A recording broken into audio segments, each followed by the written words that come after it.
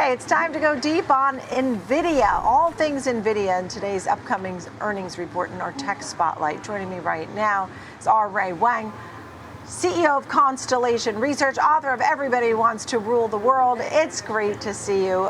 Ray, when you think about Nvidia, it's not just Nvidia. This is the entire AI story, is it not? You're absolutely right? AI starts and ends with NVIDIA. And this is really important because the street, whatever Jensen says during the earnings call, whatever happens in terms of their forecast, it is huge. It's got a ripple effect in terms of 10x orders of magnitude across every piece of chips, network, infrastructure, data centers, software, and it's basically the entire AI industry sitting in the hands of Jensen at this moment. So where do we start? I mean, from what I'm seeing, the data centers is going to be the good news. The concerns could be maybe them not being able to build data centers because of politics, or, will there be restrictions on sending chips to China? There may be some, or high bandwidth memory chips and seeing shortages. We know they're raising prices, and that actually has been interpreted as a good thing for tech overall. They're raising prices because of the costs they're facing, and so that might be a good thing for tech. Where do you want to start on this? Well, I think the important thing when we think of NVIDIA stock is the fact that, we're seeing strong growth. You're going to see that in data centers. They've had 22 quarters out of 24 beats, 5 quarters in a row where they've beaten. And so while the street's kind of expecting 92 billion, you're right, it could go up to about 110 billion with a surprise. We're seeing a lot of backlog. When we think about the backlog here, this isn't a small backlog. We're talking about, 700 billion of backlog this year, 1.2 to 1.3 trillion backlog in 2027, potentially 1.6 trillion backlog in 2028. That is the ripple effect. So anyone that's building high bandwidth memory, anyone that's got network connectors, photonics, anyone that's even building server rack systems, these are the ones that are actually seeking a huge opportunity. I thought the 102 billion to the 110 billion was really more for the outlook and guidance. And so, folks will be looking for that. And also, Vera Rubin, and also, will people still love Blackwell? Will there still be demand? So we're trying to also get a gauge of what is the demand for Rubin and Blackwell going forward. You're absolutely right. The beat is for 92 billion. The forecast needs to be somewhere in the 105 to 110 billion range for people to be excited. Blackwell's still doing well. You're seeing a lot of orders on the Blackwell side. You're going to see the next set as they work their way to Feynman. The beauty and the genius of what Jensen put into play was a roadmap. Chip makers typically did not put out a roadmap more than 2 generations out. He put out a roadmap for the next 10 generations. And no matter what chip you start with, you can always swap it out for a newer chip. And that's really the genius in the fact that once you're on NVIDIA, you're going to continue with NVIDIA. And then the other piece that's important is midterm, we're looking at physical AI, we're looking at sovereign AI. These are huge markets as well.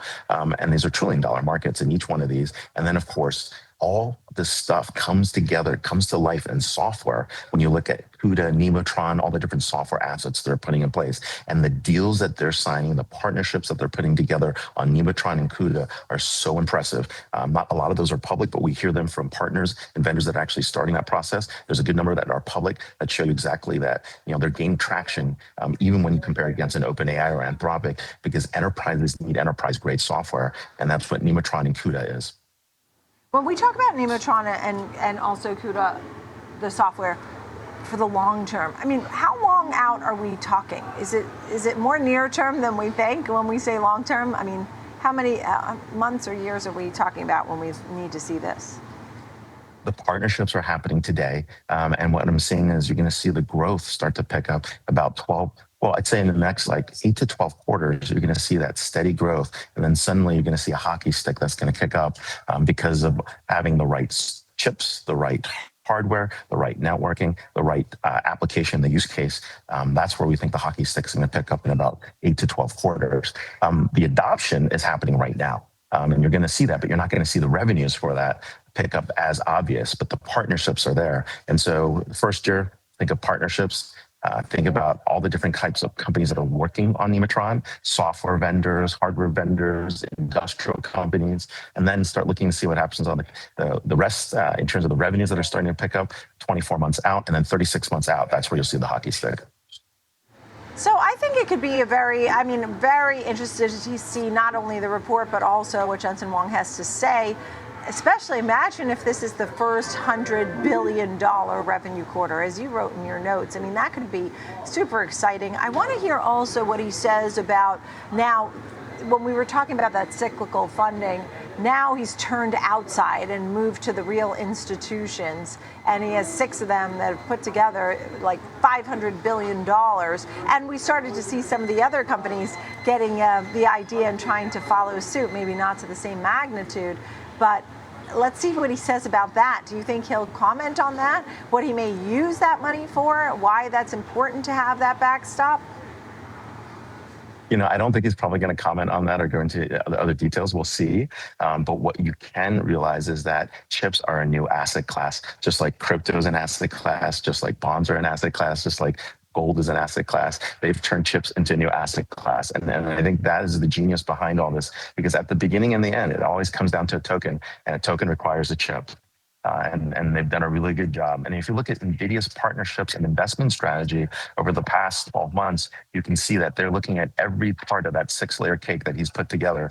They're making the bets, they're betting on the startups, they're betting on the ecosystem. I mean, they're the good neighbor. They're making sure that everything is in place, people are in the right places, and designed for success. Never have we seen in the tech industry where one group has done well and every group has done well because the one group has had great stewardship. And I think that's really, you have to give Jensen credit for that stewardship.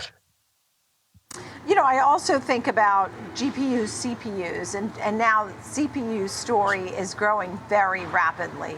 And so I want to hear more about expanding from beyond GPUs, not only into CPUs, but all AI-driven growth areas going forward. And I was looking at this great graphic that we have on our Schwab Network page, and it has Nvidia in the middle and everything around it, and how, it's the sun, and every single thing is related to this. And if there's a memory chip shortage, it matters. If there's, bottlenecks or supply chain issues, that's an issue. If there's regulatory hurdles, that's an issue.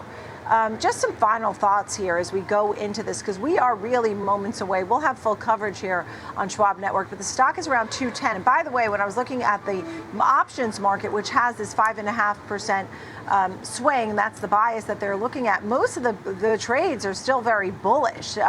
There's not much below the 200 mark at all. 220 strike price is very popular, and a lot of volume there for calls.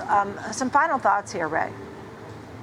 You're absolutely right. I mean, at the end of the day, NVIDIA is sitting on top of the world, and, everything is impacted by how these chips are. I actually saw that same chart at my Schwab brokerage earlier this morning. And what was interesting about this is there are other alternatives. I mean, you have CPUs, you have TPUs. Every company, every hyperscaler is building their own chip because they feel like they need to. But at the end of the day, if you talk to an engineer or a chip engineer,